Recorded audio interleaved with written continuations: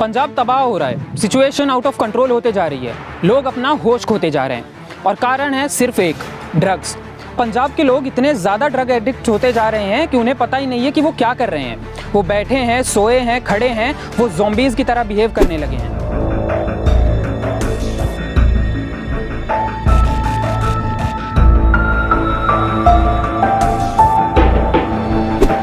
पंजाब में नशे की गाड़ी काफ़ी समय से चल रही है, लेकिन हालात अब बद से बदतर होते जा रहे हैं।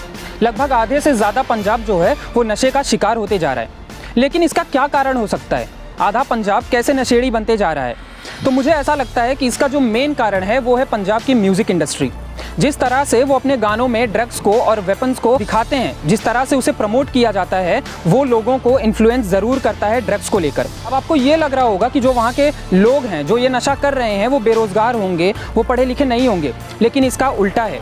वहाँ के लोग जो पढ़े लिखे हैं, जो काम धंधा करते हैं, जो अच्छे खासे से किसी कंपनी में काम करते हैं, वो भी इस नशे का शिकार हैं। लेकिन ये हो कैसे रहा है? सप्लाई चेन कैसे काम कर रही है? पंजाब में ड्रग्स पहुँच कहाँ से रहे हैं? किसी ने क्या खूब कहा है कि if you can't destroy the economy of the nation, destroy the youth and the future will be vanished.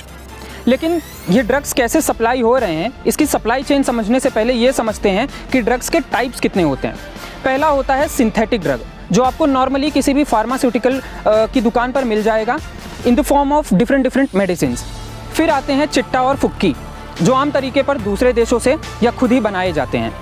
लेकिन ये बॉर्डर के पार आते कैसे हैं? यहाँ तक उनकी सप्लाई कैसे होती है? ड्रग्स के जो मेन सप्लायर्स हैं वो हैं पाकिस्तान और अफ़गानिस्तान। अब पाकिस्तान को इतना पता है कि वो कभी भी लड़ाई में भारत से जीत नहीं सकता, इसीलिए वो ऐसे हथकंडे अपनाता है, इस देश में अपने ड्रग्स को सप्लाई करवाता है। आपको पता होगा कि ड्रग्स के जो कंजप्शन है वो किन तरीक़ों से किए जाते हैं, via syringe, powder, capsules etcetera. Drug supply के काफ़ी मेथड्स हैं। लोगों ने अंडरग्राउंड टनल्स बना रखे हैं। पैंट और शर्ट की स्लीव्स को एक तरफ से बांधकर ड्रग्स के पैकेट भर के दूसरी तरफ से घुमा कर फेंकते हैं बॉर्डर के इस पार। दूसरा है direct packet throwing supply, via drone supply करते हैं। पाकिस्तान और भारत के बॉर्डर पर रह रहे लोकल्स और किसान भी इसमें मदद करते हैं।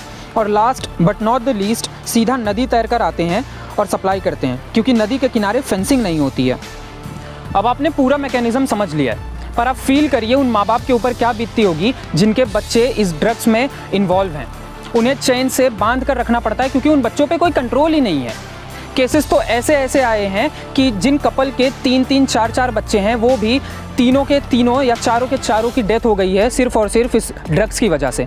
इस ड्रग्स की चपेट में गरीब से गरीब तक और पुलिस वाला भी, सब के सब इन्वॉल्व हैं, सब के सब इसके शिकार हो चुके हैं। यहाँ मैं बात करना चाहूँगा उन लोगों से जो खालिस्तान की मांग करते हैं, जो एक अलग देश की मांग करते हैं। आप ड्रग्स को कैसे हैंडल करने वाले हैं?